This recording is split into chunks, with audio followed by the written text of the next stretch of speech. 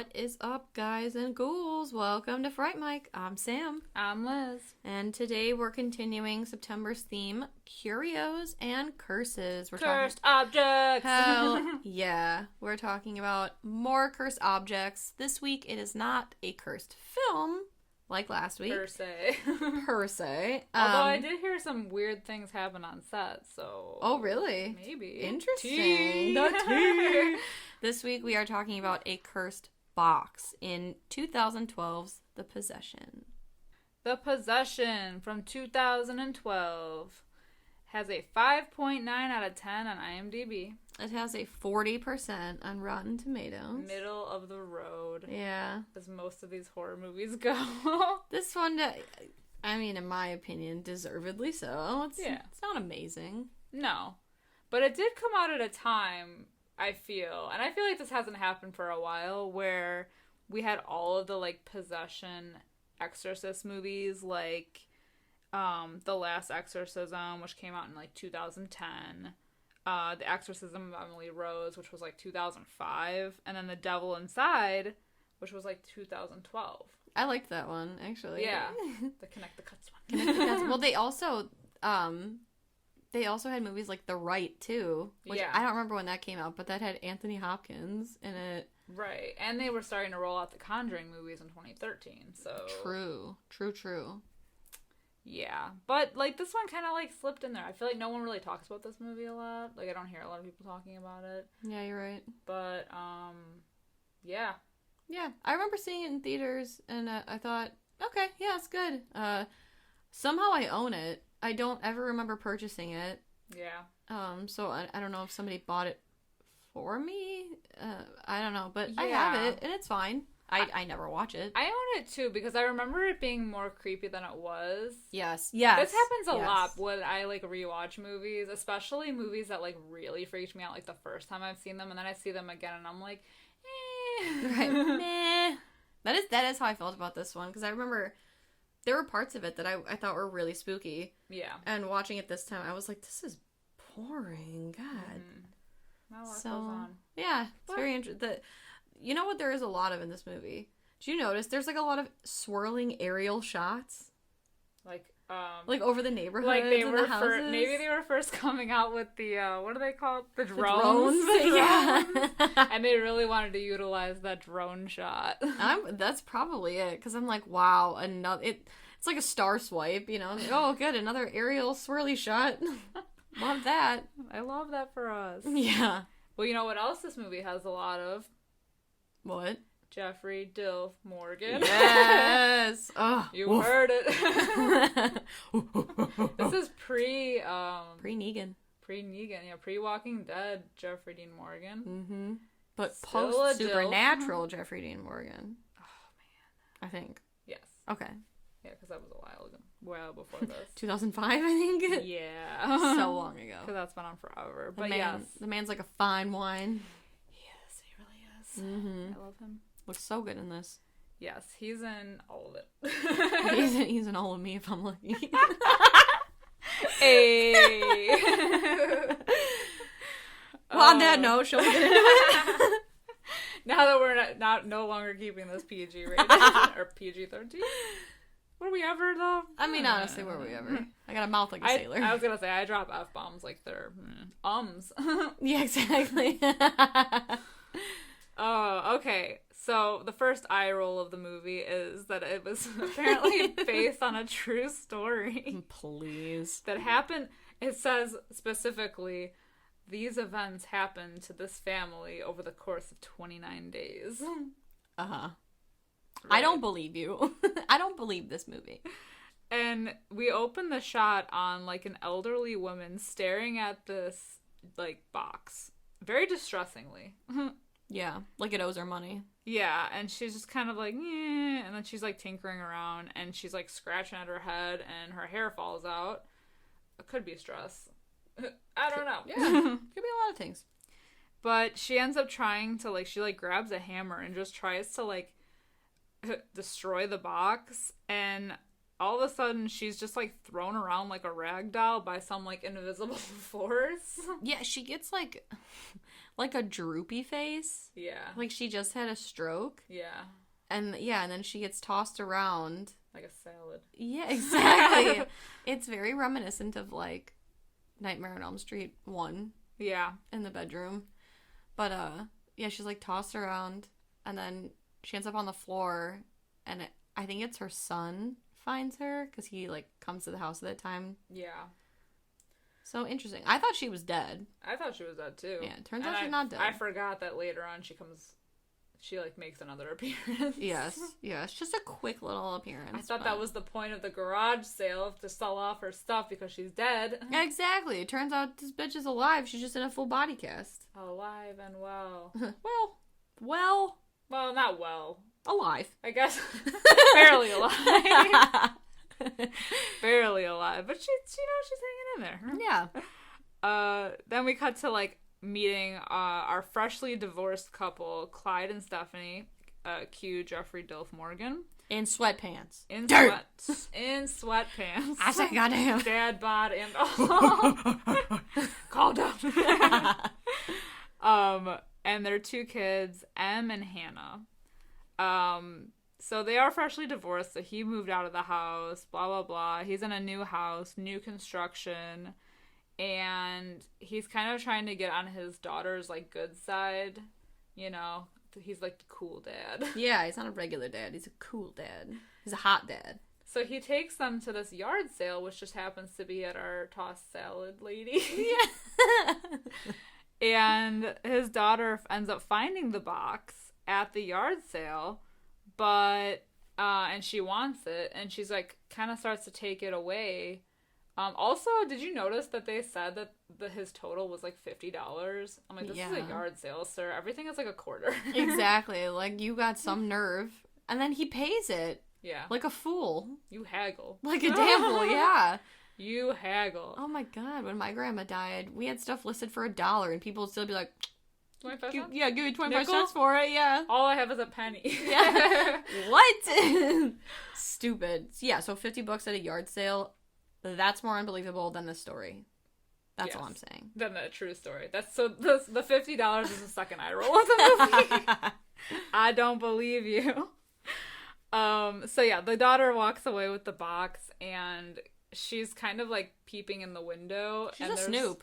Yeah, and so she sees our elderly lady from the beginning in a full body cast, and the old lady like musters up enough energy to kind of like poke her head out the window area and notices that the little girl is holding the box and is like trying to scream out to her as like a warning.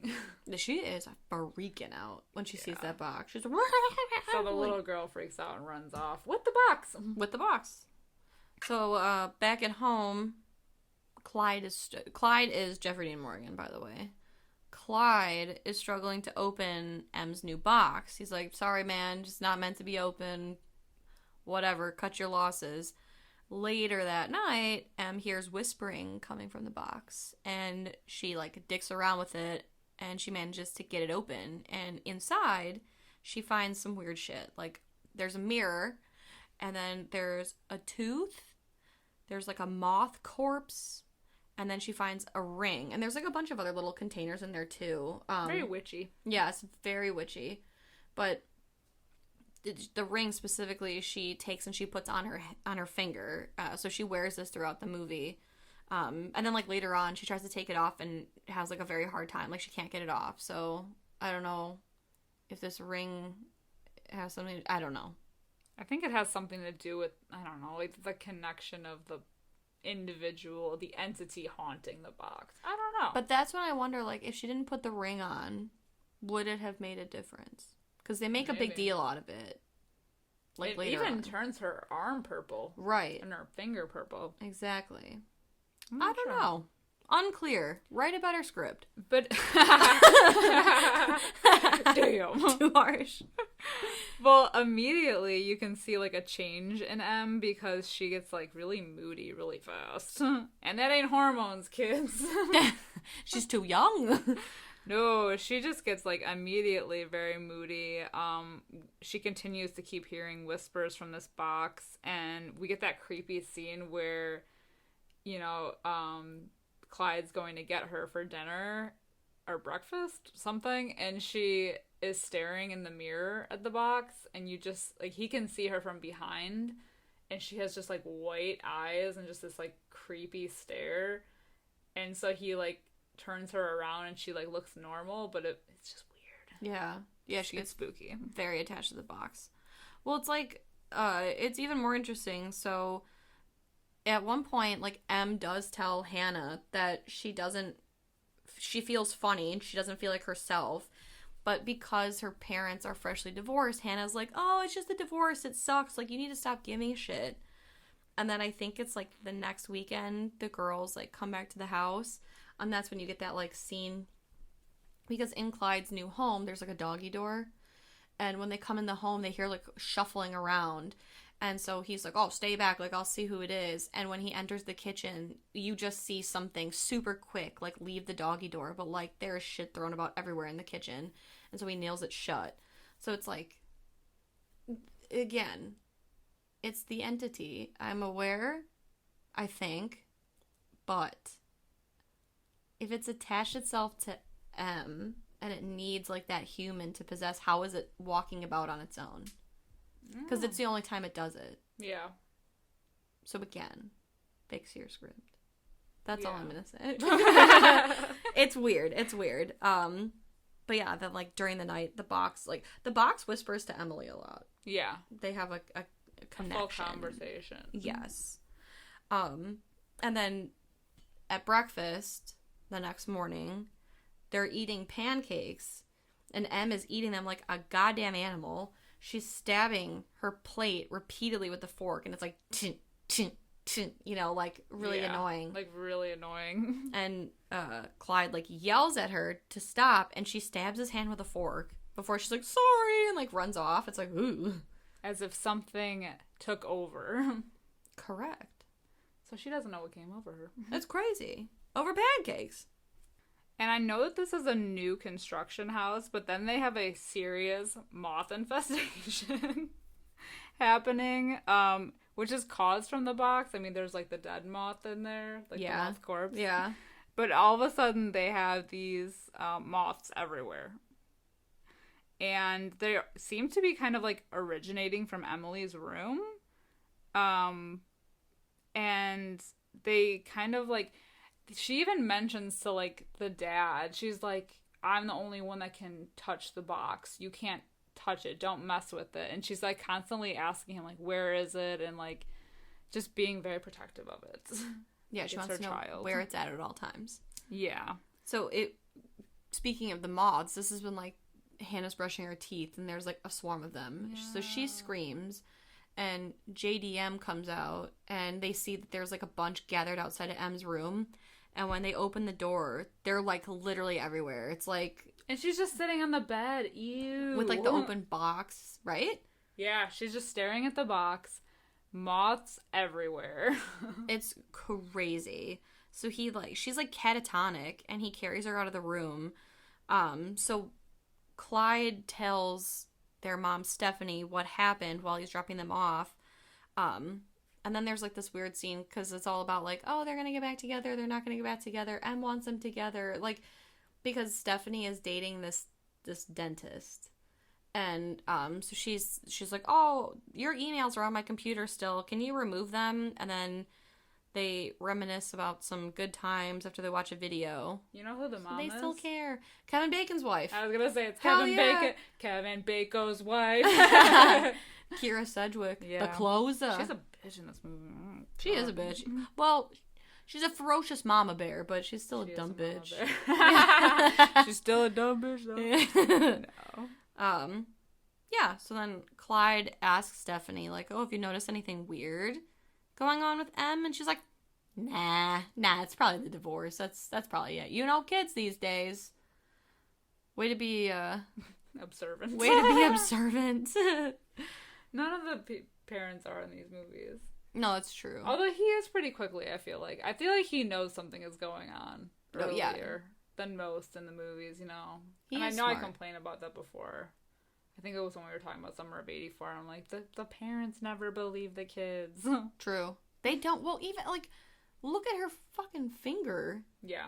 Because she's wearing that ring still, and she can't take it off, and her finger's starting to turn like purplish blue. Like it looks like she broke it. Yeah. Like, how has nobody said anything? Like, have you noticed anything weird about M? Oh, maybe that her fucking finger's about to fall off. Yeah. No one. I mean, no one has said anything. Exactly. Although I have had those rings where the tarnish gets on your finger, and your like finger turns like purple and blue. Them cheapy rings. Yeah. And that's all I had.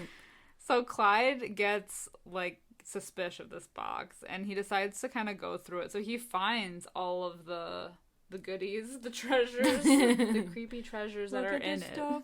Isn't it neat? But that night is another like creepy scene, because Emily's in the bathroom, you know, getting ready for bed, and she just starts choking out of nowhere, and she's like trying to look in her throat to see like what's causing it, and so she grabs like a flashlight and flashes it, and all of a sudden like fingers come out of her throat. It's creepy. It's some grudge shit right there. Exactly. I was just gonna say that. But she kind of like brushes it off. Well, yeah, I don't know if it's like she thinks she freaked herself out, because she looks again and it's gone. So, like, I mean, I've been there where, like, I think I see something and I freak myself out, and then when I look again, it's nothing. But, still, that's really something to see. Like, that's weird. Yeah. But then it gets even more intense, because the next day in class, some twerp decides to steal M's bag, and the box is inside, and he's like, "What the heck is this?" And she realizes that he has it, and she freaks the fuck out. Bitch slaps that kid. Yeah, she across goes the face. ham on him. She bitch slaps him several times before she's pulled off.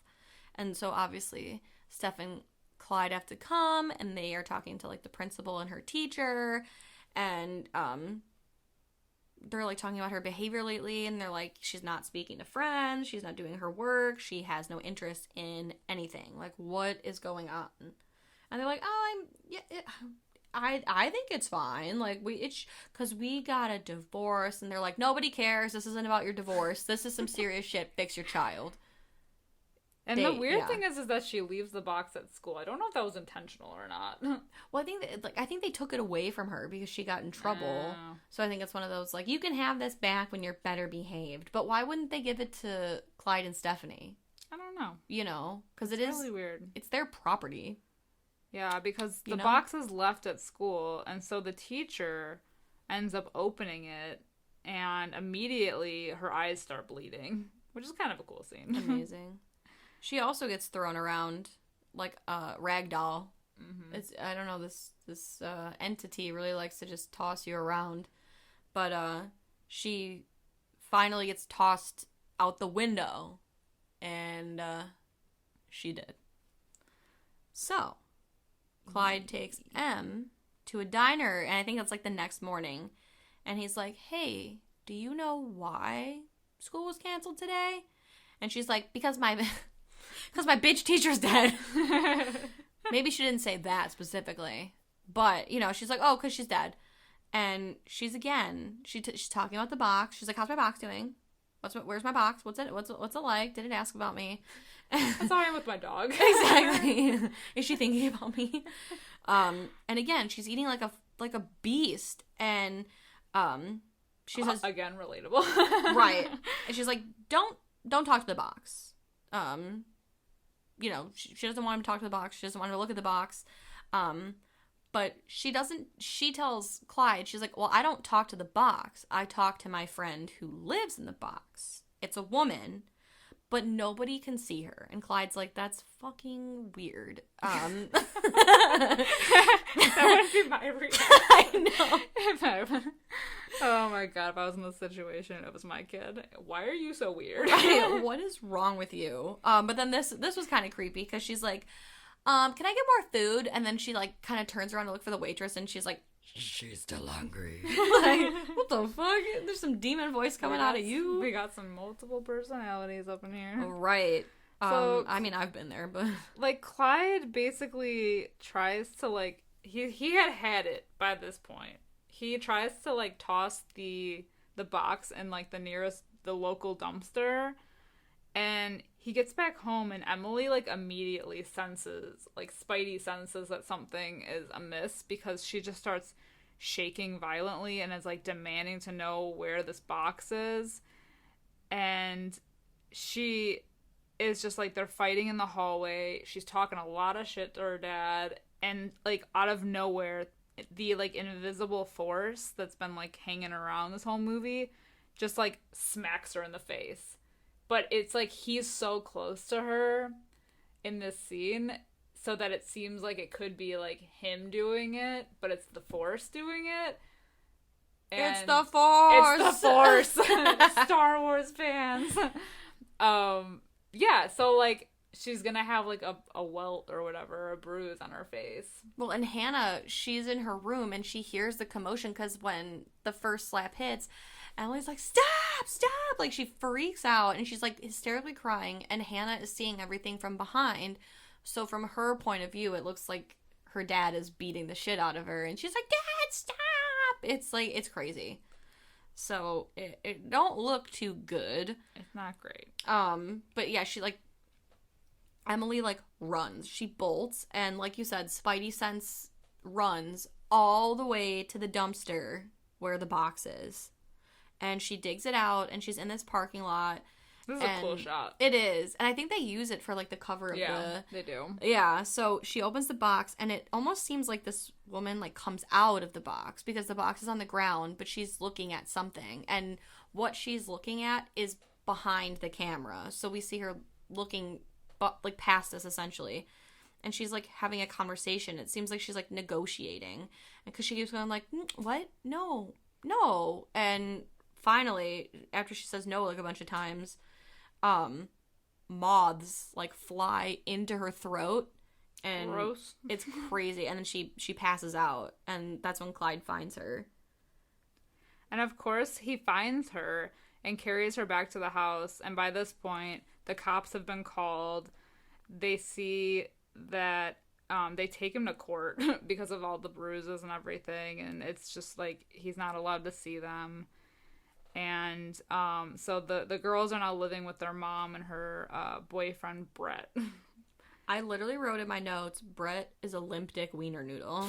Because he is. He hardcore judges, like, all the girls. Stephanie, Emily, Hannah. He tells Hannah that she needs to fix her shit and makes her wear, like, a retainer, and says that she has an overbite. Like, it's crazy. Judgy much. Yeah, he's a judgy wiener. But he hardcore judges Stephanie that night because obviously she's upset. She thinks her ex-husband is beating her children, and she has a glass of, like, she's drinking wine. And Brett's like, oh, we could play a game. I can see what I have in my car, or we'll have a family night. And she's like, lovely. And he's like, are you gonna save some of that wine for after dinner? So judgmental. You lush. Yeah. Let her drink that wine. She's upset. Goddamn, let the woman have her wine. Her kid's possessed. I mean, come on. Right, God. So he goes to, it was DVDs, not a game, but so he goes to get these, like, DVDs out of his car, and Emily appears, looking creepy. Real scary. Like something out of, like, a Korn music video. And she's staring at him, like, real aggressive. And he's like, what you holding in your hand there? And it's a tooth. It's the tooth from the box. And he's like, Jesus Christ, this thing is old as fuck. And, while he's looking at it, he's, like, faced the other way, where we're faced towards Emily, and she just starts choking again. But this time, it's spooky because you can see something moving inside of her, like a person trying to get out. It's weird. It's so weird. It is. But, she fixes her life before he turns back around. So I think she's, like, trying to repress it.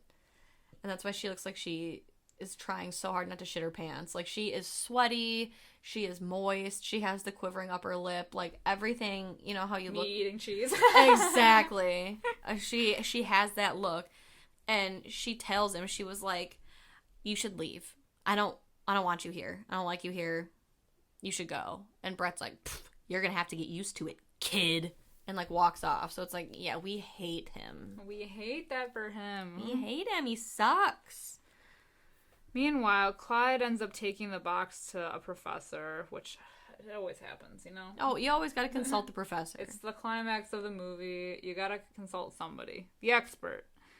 And he kind of basically says that the inscriptions on the box are from a Hebrew descent. And he kind of is like joking about it, but saying that, you know, in like those times whenever the box was created, they kind of believed that they could contain spirits, and not necessarily all of the spirits were good. So the evil spirits they would try to contain or trap in the box, and the inscriptions basically say like, don't open it. Yeah, that was so funny because he's like, it's a Dybbuk box. It means a dislocated spirit.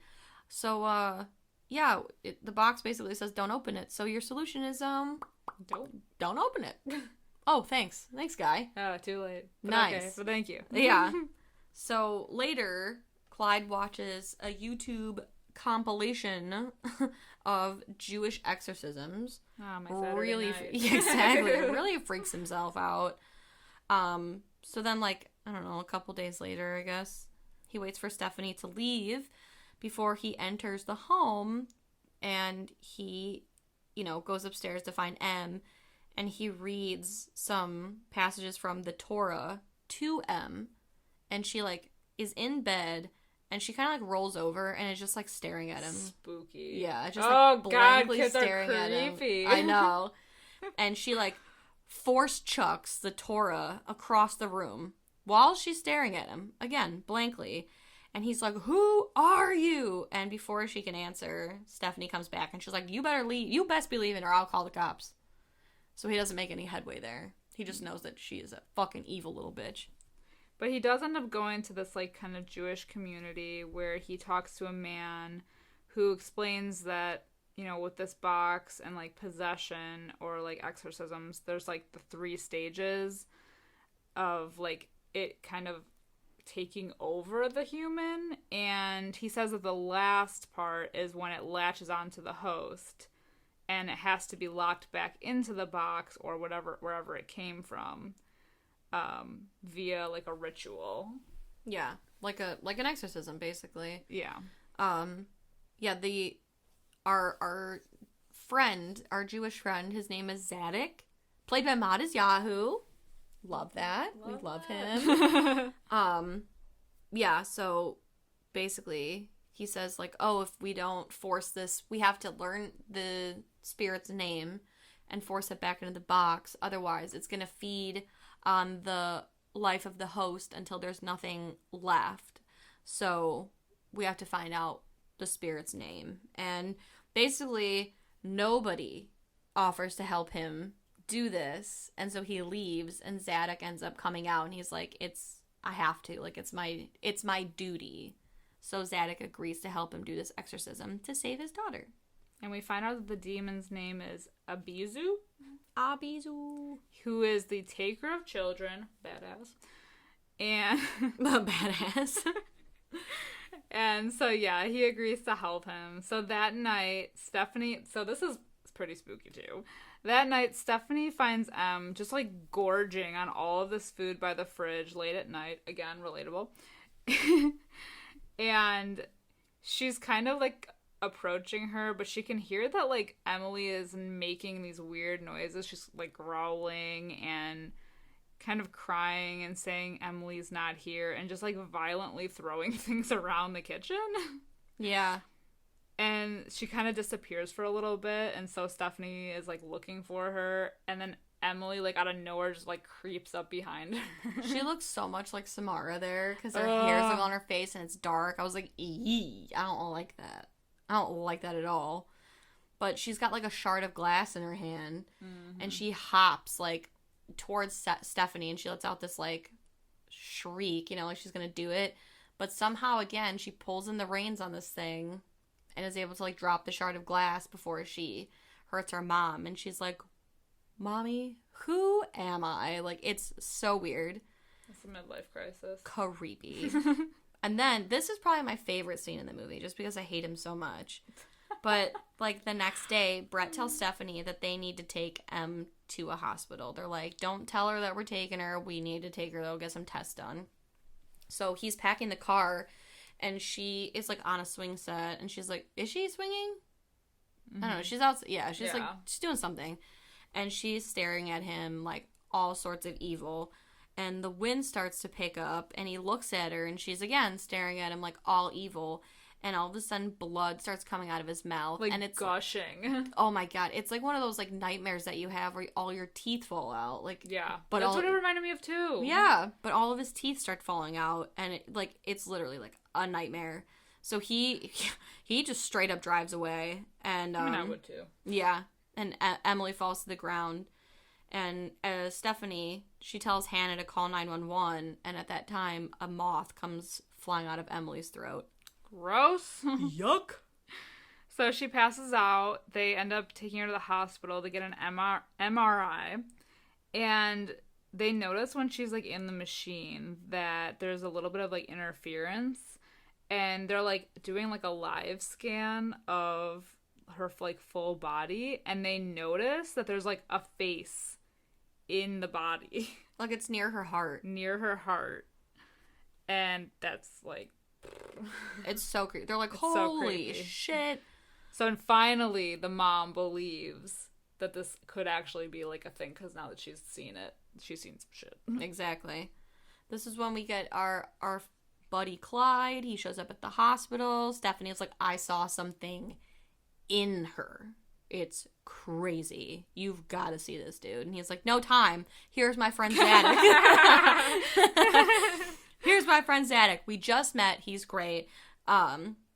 He says they're going to have to do the exorcism in the hospital. They can't get her out. So they're just able to sneak her out of the room. No one questions anything. They take her down to the physical therapy room because Clyde's like, oh, I'm a coach. We didn't mention that. He's a basketball coach. He's like, they don't use the physical therapy room after such and such a time. We'll be all alone down there.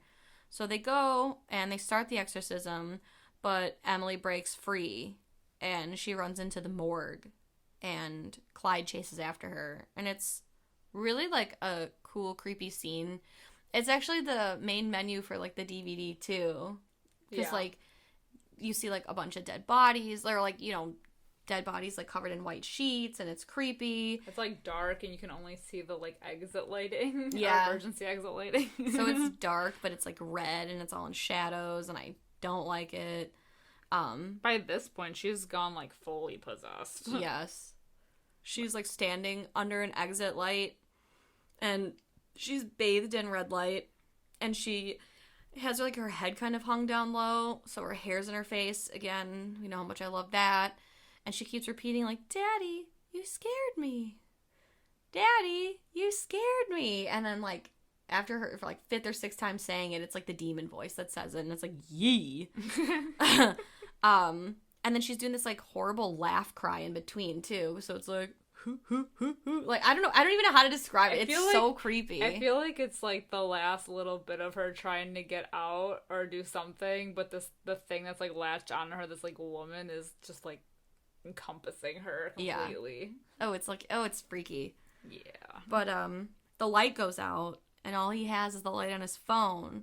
So he's like looking around, but she drops on him from above, and he's like, take me inside. So Stephanie and company, they're coming to find Clyde and what's her face, Em. And they find the two of them in a loving embrace. And we see the ring finally falls off Emily's finger. So we're like, oh my god, everything is happy. What an ending. The thing is gone. And Zadok's like, no. Something's not right. No. It was too easy. Right. Where's the thing? Where's the spirit? It had to go back in the box, and it did not. Exactly. And so he starts to call it by name. And Clyde starts to twitch. Because guess what? It's inside him now. Like full exorcist mode. Homage to the original. Shit is crazy. He goes and does the full exorcism on Clyde this time. And it basically crawls out of his face and back into the box. But it's so lame. This is where... Okay, There's the a movie... miss. Yeah, they swing and a miss. Because up until this point, there have been creepy parts in this movie. And you don't see too much of the demon. Like, yeah, the CGI inside of her was like, it was creepy, but whatever. But then you get a full, like, horrible Full CGI body shot. Yeah, it looks like Gollum from Lord of the Rings. Like it's not what I envisioned. Yeah. It's not scary. So after this, everything is seemingly normal. The family has reconciled. They're back together.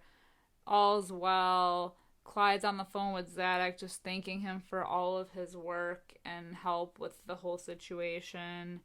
And we see Zadok driving off with the box. And all of a sudden, his car is hit by a truck. Like full on T-bone. Full on. Regina George hit by a bus. Yes. Slammed. Dunzo. And it's Out of nowhere. It's so sad. So we see, like, the side, I guess, like, what's left of the car, and some of the scraps, and the camera pans over, and we just see the box on the side. Yep. Like 60 yards away. Yee. I hate to be the bearer of bad news. I don't think our buddy Zadok made it out. I don't either. Yeah. He was a righteous dude, too. He was cool. Literally. Yeah. He was so dope. But, yeah, so that's how it ends. The box makes it out. That's all she wrote. Box 1, Zadok 0. 0. Negative 0.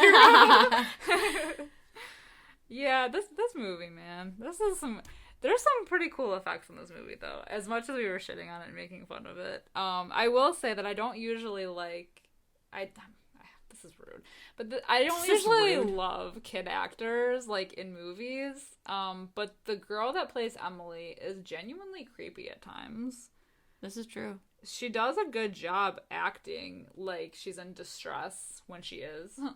And creepy otherwise. Well, especially that scene where she's, like, going off on Clyde, and she was like, I don't love you. Brett is the coolest, and you suck turds. And then the thing slaps her. And she's freaking out, and she's like, why are you doing this? Yeah, like that shift. So, yeah, it was so good. It's so intense. Like, she has to essentially be two people. Yeah. Because the thing is taking hold of her, and then she's herself. Yeah. And she's pretty young, so... She did a good job. I like it. Yeah, she stands her ground with the closer and Negan. Yeah. Yeah. I even liked Hannah. She was that annoying teenager. She was like a believable annoying teenager. Like, when... Clyde kills the moth in her bed, and she was like, ugh, Dad! Gross! Yeah. I was like, I felt that, because my dad killed a spider in my bed once, and I was like, I mean... You had to do it here. You had to do it here? You can... Okay. Well, whatever.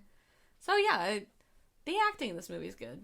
Yeah. Modest Yahoo. Damn! Compared to, like, other ones, I don't know. Like, compared to other movies, I think that the acting isn't terrible. I mean... Yeah.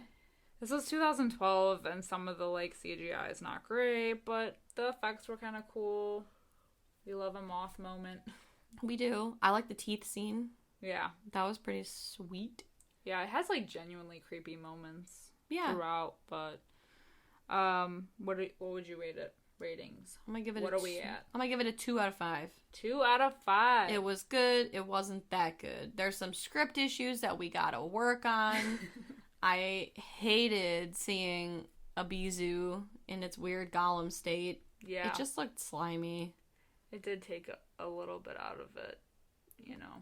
I just would have liked if it looked... Because the way that she described it, like, oh, I'm not talking in the box. I'm talking to a woman in the box. Yeah, they should have made it like a spooky woman ghost. They should have made it like the witch character from The Conjuring. Ooh, or like the creepy woman from Insidious. Ugh, yeah. Can't even talk about it. Yuck. She still haunts my dreams. Me too. I think about her sometimes. I know. Horrible. I don't want to. Especially aunt, when I'm near a window. my aunt, I don't know. She always makes fun of me because she's like, it's a man in a dress. It's a scary man in a fucking dress. But you don't know it's give a man shit. until, what, the second one? Yeah. But he's so creepy. It's the candlelight. It's the candlelight. It's everything. It's everything. It just... Yeah. And it's right in the beginning, too. It is. Oh, can't. Oh, I don't like that at all. Can't Won't. Even the photo. Oh my god. The Let's talk photo. about Insidious. Now there's a movie. The Oh, photos. we will. I want to do a full episode on Insidious. Yes. Oh, full. We can't even compare it to anything else. No. I get goose pimples just thinking about that damn movie. The goose bumpies. Yes. Oh, There's just something about old women that are creepy. Inherently so. What would you rate The Possession? I gave it a 3 out of 5. Interesting. Yeah. Just because I enjoyed it.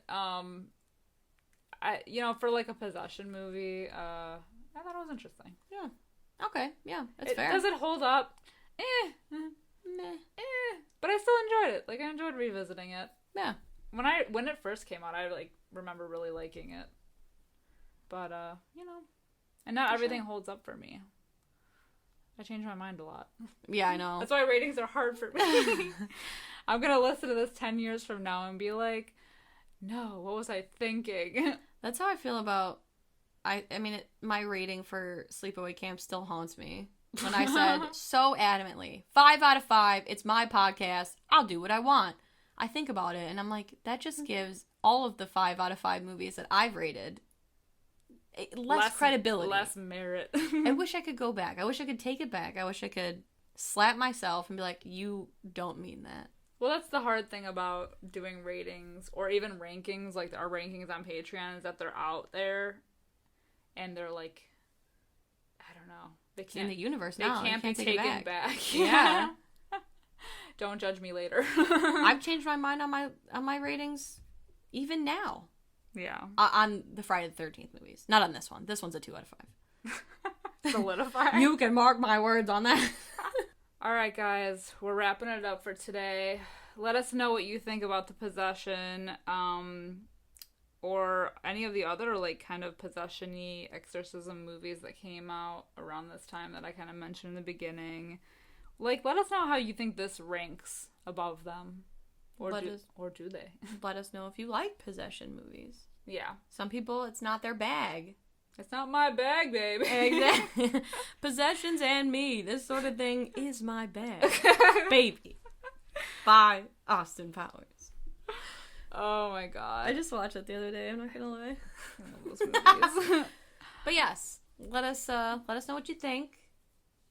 Do you think that exorcism movies are tired? Yes. Do we think they're tired? I think so. Have they been done? Is there something that could be done to them to be cooler? I don't know. Yeah, I don't know. Because of the fact that I noticed that there was like a string of them that came out in the 2000s, like between like mid 2000 to like late 2000, like 12, 13, 14. I just feel like they all came out one after the other.